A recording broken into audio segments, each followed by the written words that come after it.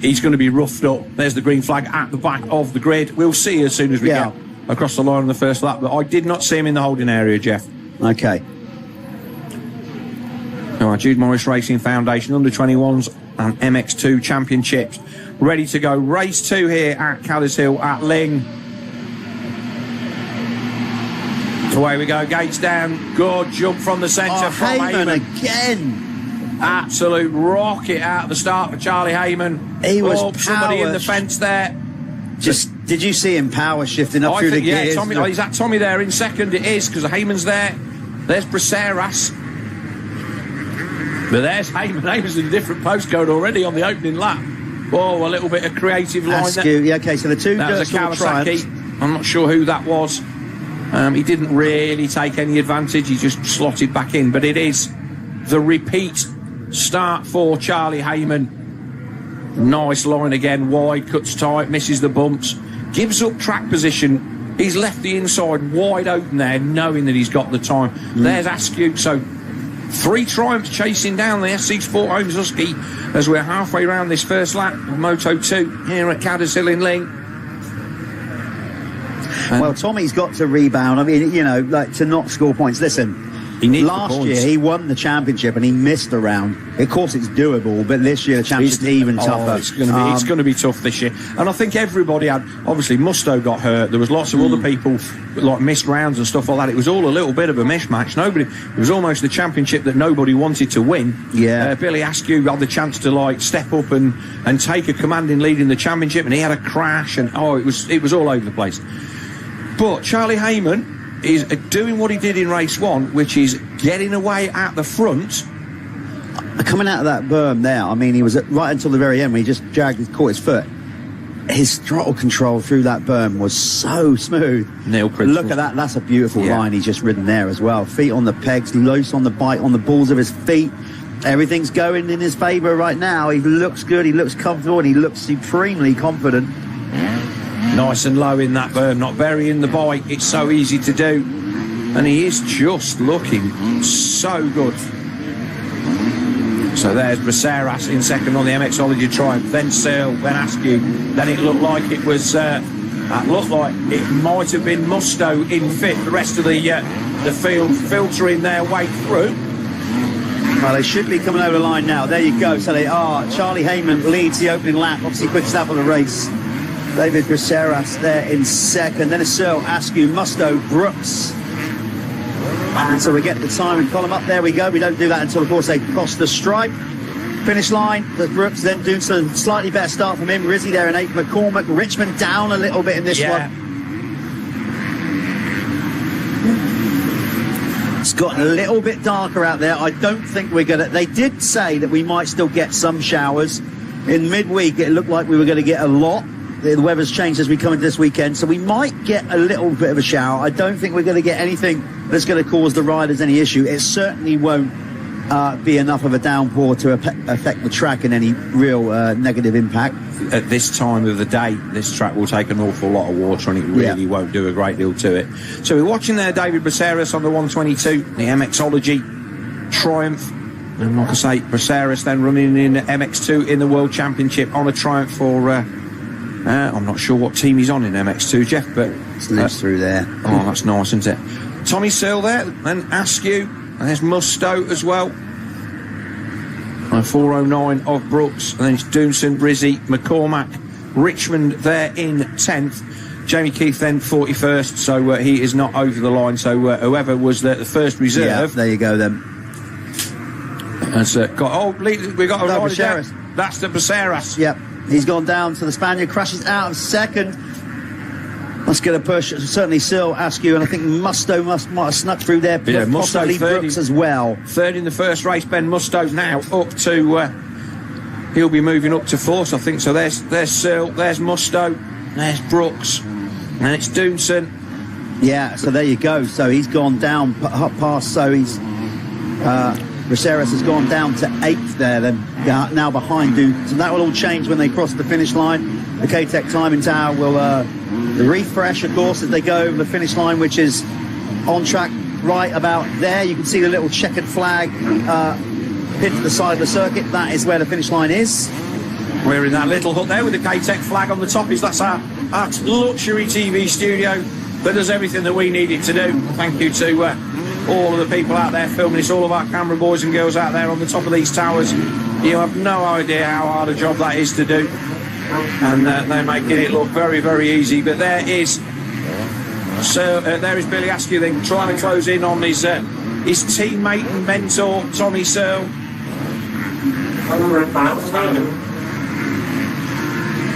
Big jump down into that sand hole. As you say, what we can't see on that, Jeff, is the amount of ruts on the face of that jump coming down towards us.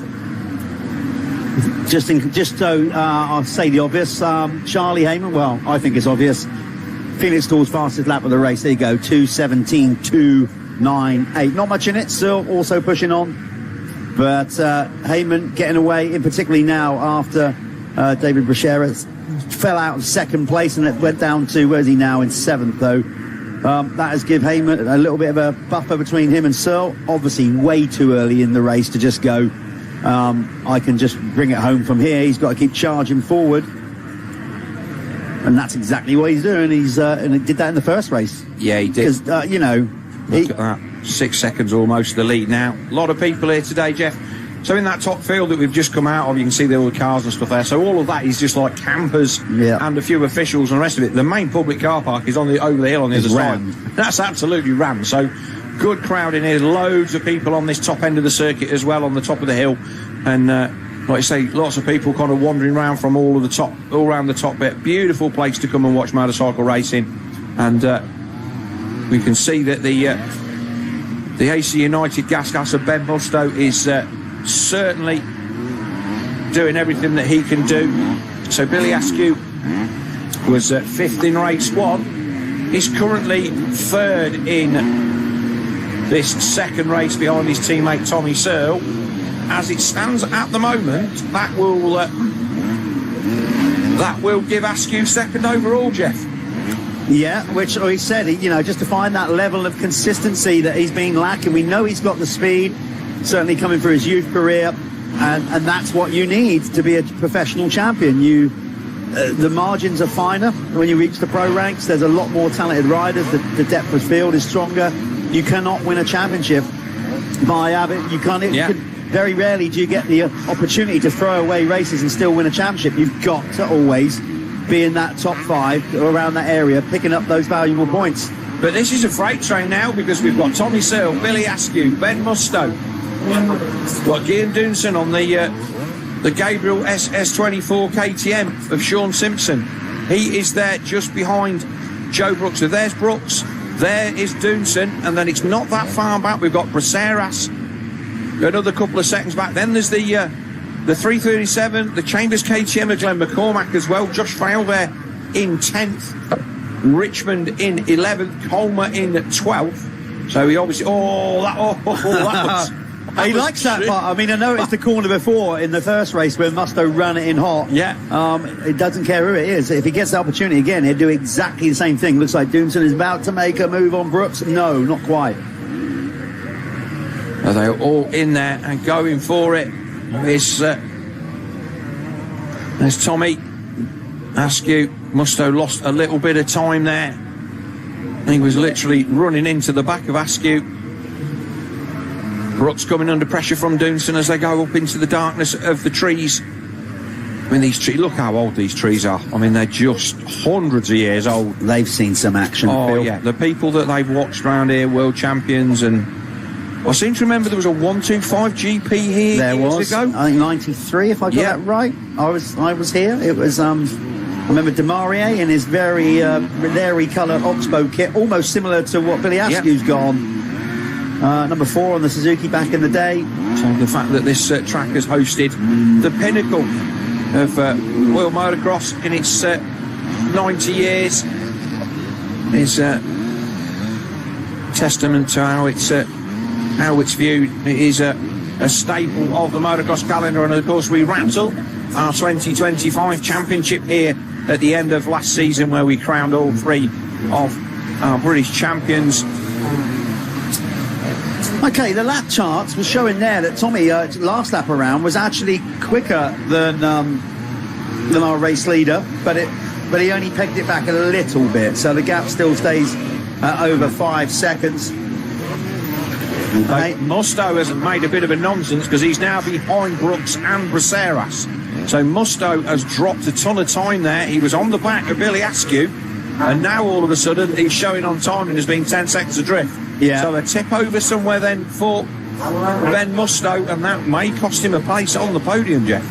Yeah, definite mistake. Of course, we're never sure if it tip over or maybe he stalled it or whatever, but either way, a mistake definitely, and his lap times, looking at our lap charts here, definitely indicate that he made a mistake that last lap around.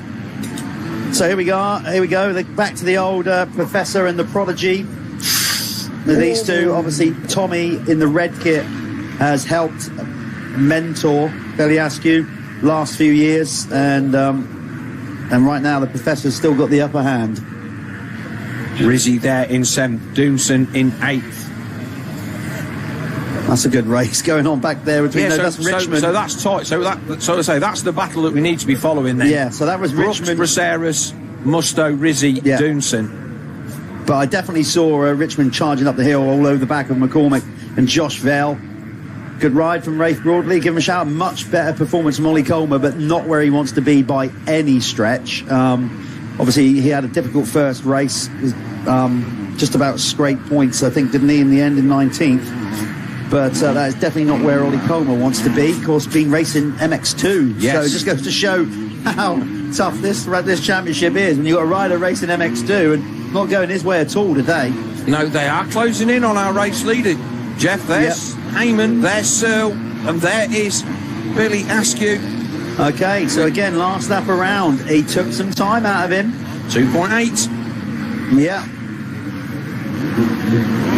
That way took more than some time. He took a chunk out of it. Maybe Askew is pushing Tommy along here, or it could be the other way around. Tommy setting the pace and Billy's hanging onto his coattails. But either way, the two Dirt Store Triumphs are closing in on race leader Heyman, who drops into the bomb hole there. Gaps down. And, of course, Searle, with all of experience, you just give him a little sniff of a win, and he is going to grind you all the way. Oh, that was a little bit of a moment there, nearly knifed the front. Tommy was, he is closing in. Askew's kind of holding a bit of a watching brief. Brooks has made his way through to 4th place. Braceras 5th, Musto 6th, Rizzy, Doomson, Vale, and Glenn McCormack, your top 10. Almost a dead stop there for Tommy, trying to keep out of the ruts. You can see how hard they're trying. Those ruts dig out a hell of a lot through their field.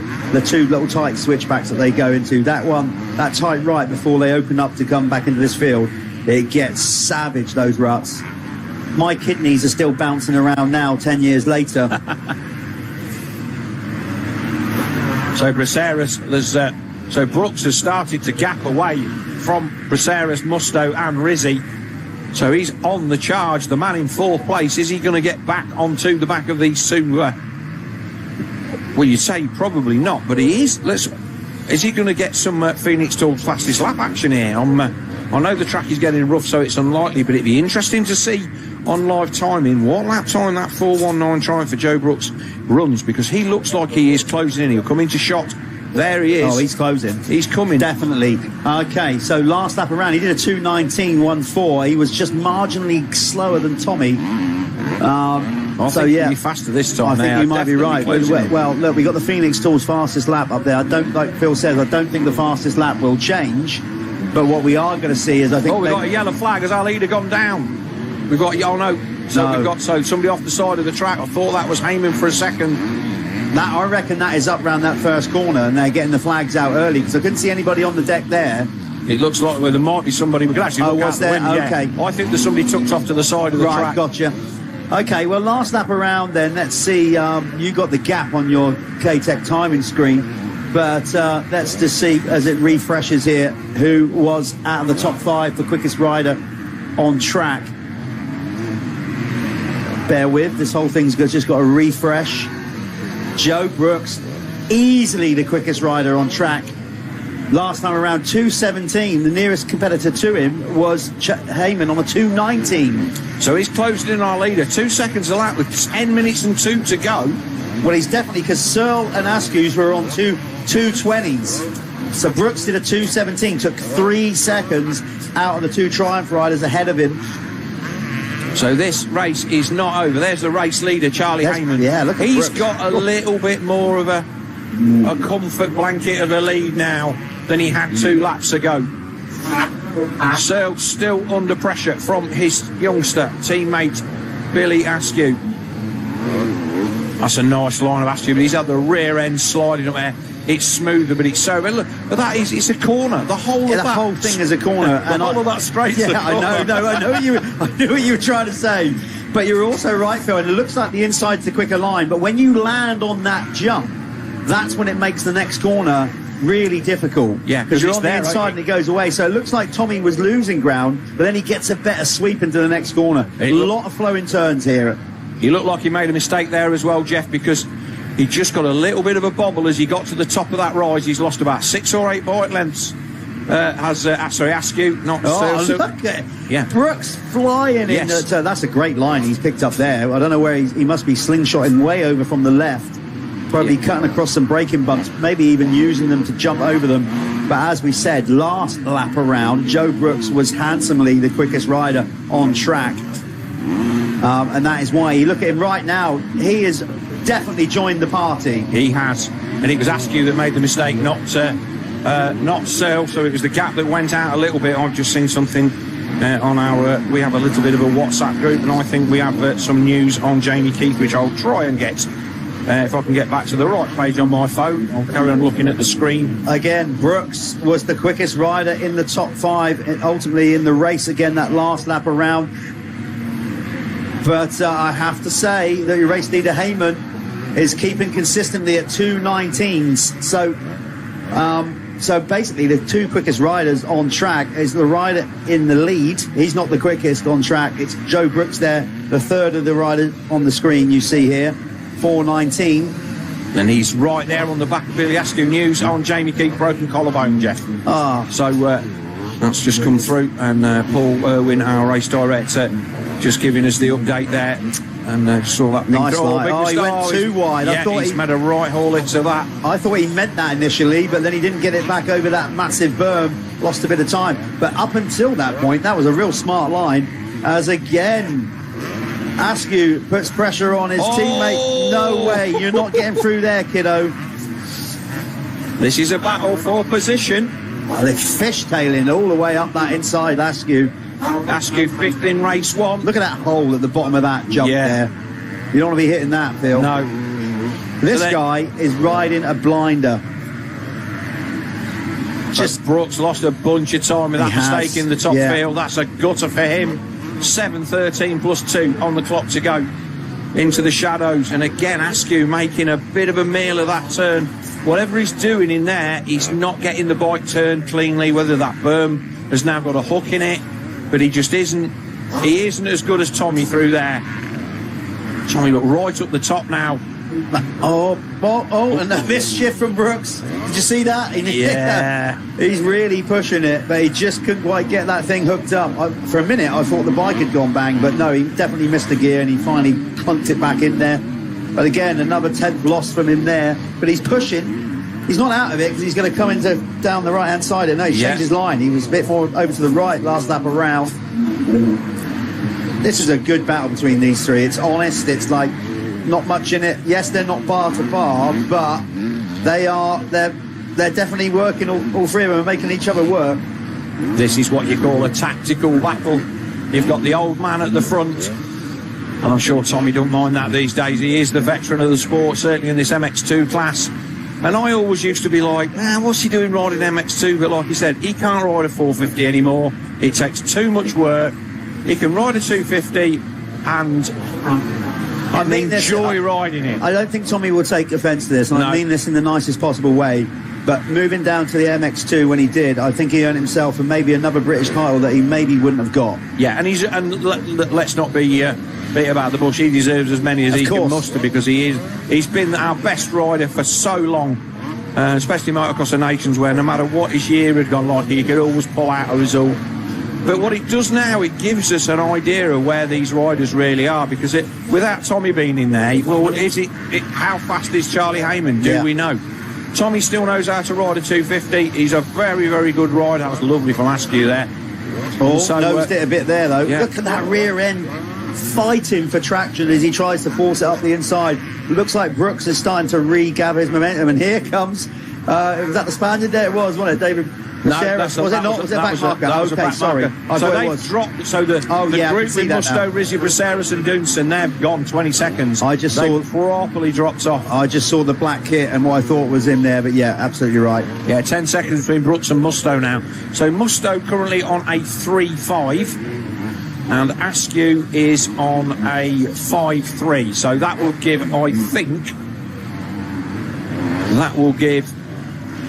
Askew second and Musto third overall as it stands at the moment. Well, I've messed up the other one today, so if this one's I'm not indulging in this one. I'm leaving it all to you, Phil. I'm not even going to entertain it. Everybody at home watching, shouting us, going, "Come on, you donuts! You should know this way." But we're so engrossed with the racing. Who knows? But we definitely know one thing. The race leader is not just on for the race win, he's on for the overall, clearly. If he stays where he is, 1-1, the gap, he is managing this immaculately. Yes, it's come down to 4, but again, what I'm liking from Charlie Heyman, I don't see any panic or, riding at the front. He feels and looks supremely confident, like he's got it all in check.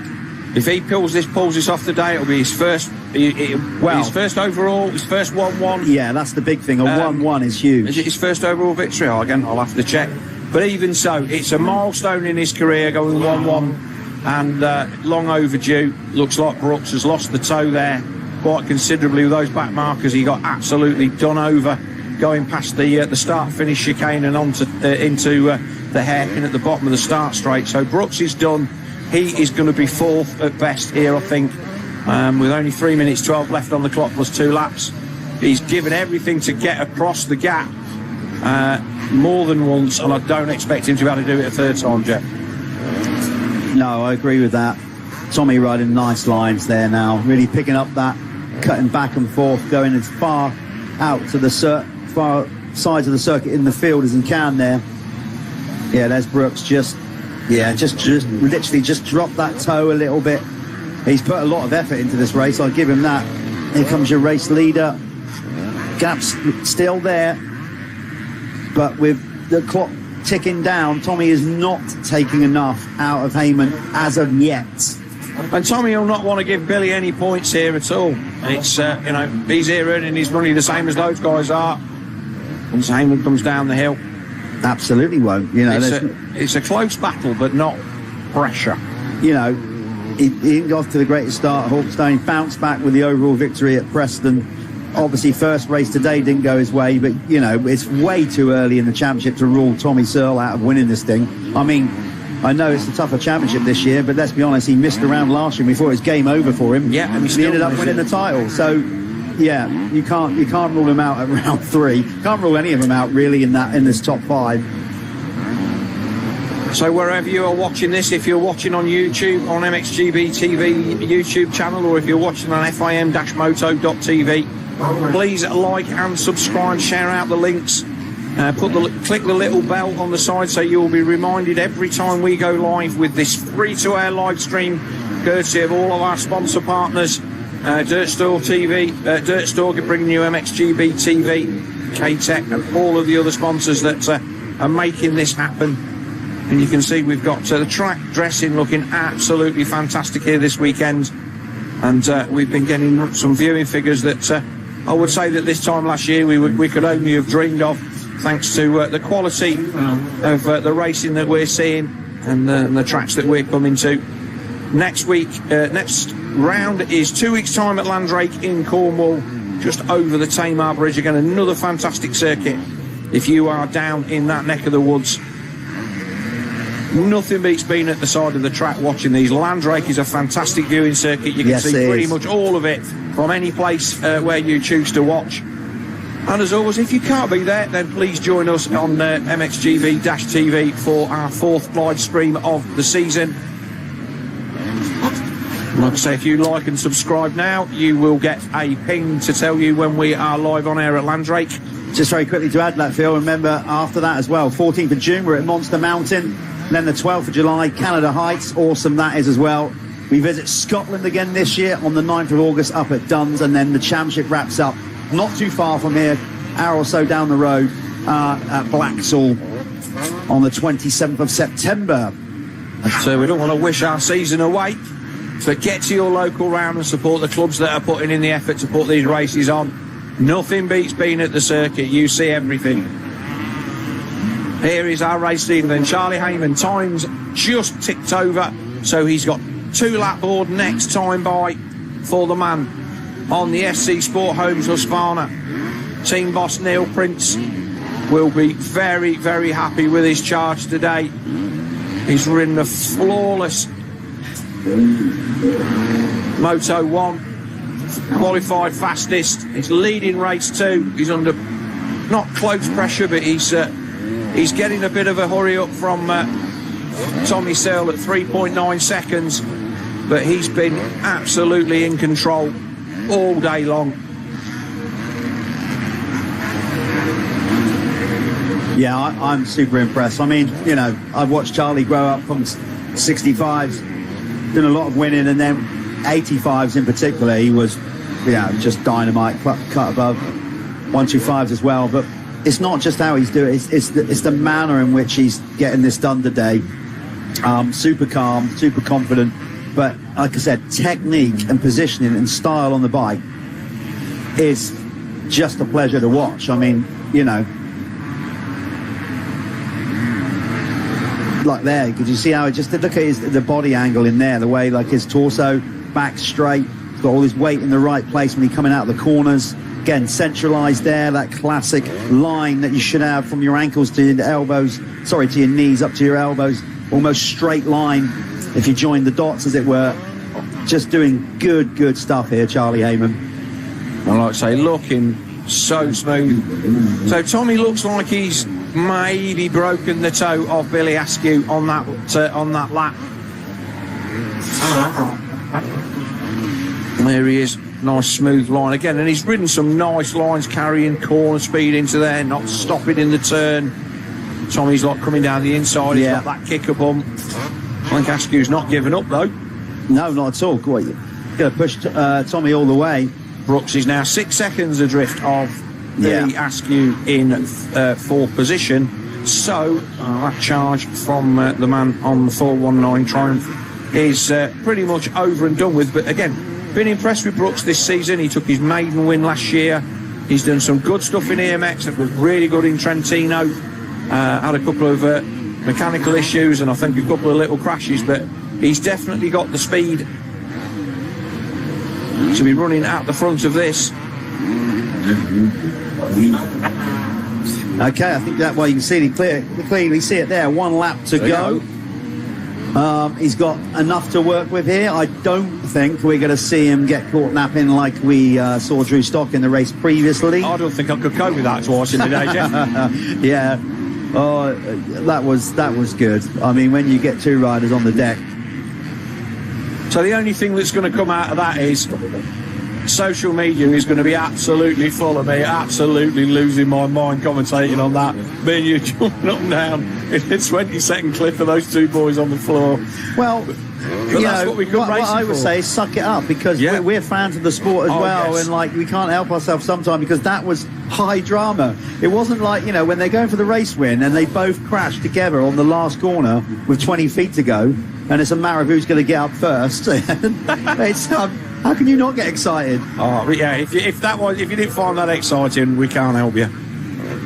But here is a man who has not been that exciting today, but he's been metronomic in the way that he's ridden, and he's got another gentleman's set. He's got his Phoenix Tools fastest lap. He was fastest in qualifying. He's run Moto 1, and he has got about a quarter of a lap left before he wraps up this round 3 of our Motul ACU British Motocross Championship MX2 50 class here at Lyng. Where is that? Was that Brooks? No. No, There's Brooks there. Brooks there. Yeah, just receded. He's more than eased off. Yeah, and he's got a massive gap between him and Musto, so it's just bringing it in for him at this point.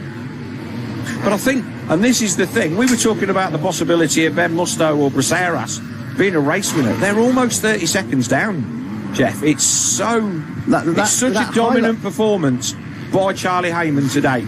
It is, but it also highlights what we keep banging on about 3 rounds in, how this MX2 class is so competitive. Now Tommy Searley's having a bit of a go here. He's right on the back of Heyman. Oh my God! It can't happen again. It won't happen again. No, Tommy's coming, but it's oh my God! But it's going to be Heyman. I'm not looking at this thinking, hang on, that's Tommy in the background. Incredible. Right, let's go and get, I'm sure, an ecstatic. I'm going to give Charlie Heyman the benefit of the doubt. He was controlling that and he knew how far he got to go. But props to Tommy Searle, getting it down from 4 seconds as I think they went into the final lap. So just miss out on the line by 0.4. But Charlie Heyman will take a resounding 1-1 here at Lyng for MX2.